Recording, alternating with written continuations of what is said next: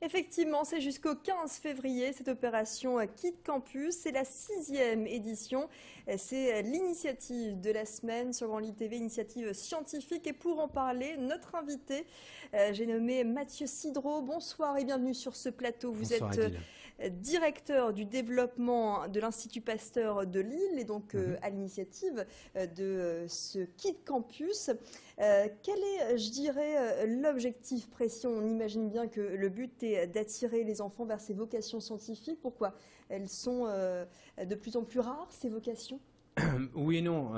L'idée, c'est effectivement d'abord de renforcer le lien avec la population, puisqu'on connaît sans savoir l'Institut Pasteur de Lille.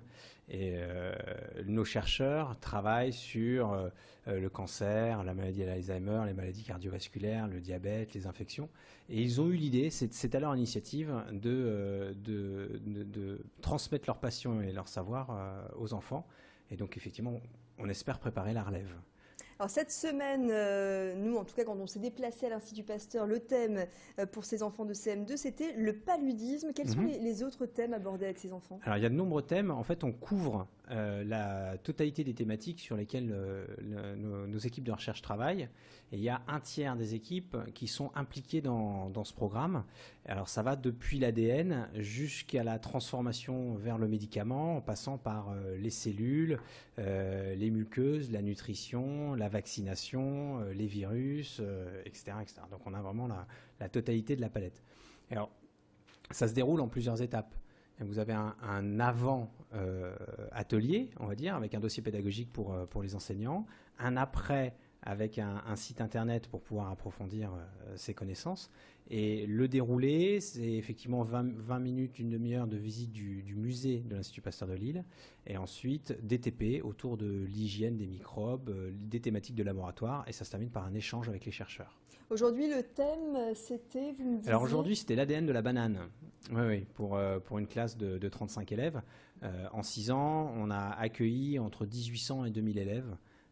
Donc effectivement, ça remporte un franc succès. Les écoles viennent de toute la région. Alors je vois dans le programme qu'il y a des échanges, des discussions libres entre chercheurs et élèves.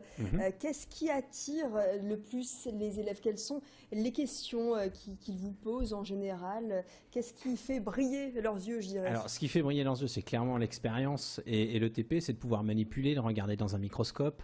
Et puis le fait de mettre des gants et d'enfiler la blouse. Alors c'est pas parce que c'est dangereux, hein, il y a aucun souci, mais c'est vraiment pour les mettre dans la peau du chercheur, pour qu'ils disent que finalement c'est accessible et que eux un jour peut-être ils seront chercheurs. On sait que ça se déclare assez tôt, cette envie-là. Ça s'étiole au fur et à mesure des années. Donc si on arrive à créer une petite flamme à la fin du primaire, on espère que ça durera le plus longtemps possible. Les petites filles sont tout autant attirées par les métiers scientifiques et ont la vocation également? À cet âge-là, en tout cas, elles sont ravies. Très bien, en tout cas, merci beaucoup Mathieu Sidreau d'avoir répondu à ces quelques questions et nous avoir éclairé sur ces Kid Campus. Je rappelle que l'opération se déroule donc jusqu'au 15 février et elle est ouverte donc à toutes les écoles qui souhaiteraient vous rejoindre, c'est ça? Oui, on a des places limitées parce qu'effectivement c'est du temps pour les chercheurs et c'est un investissement assez lourd pour notre fondation. Mais effectivement, on espère déployer si les moyens nous le permettent. Et puis après, effectivement, on a d'autres événements dans le courant de l'année.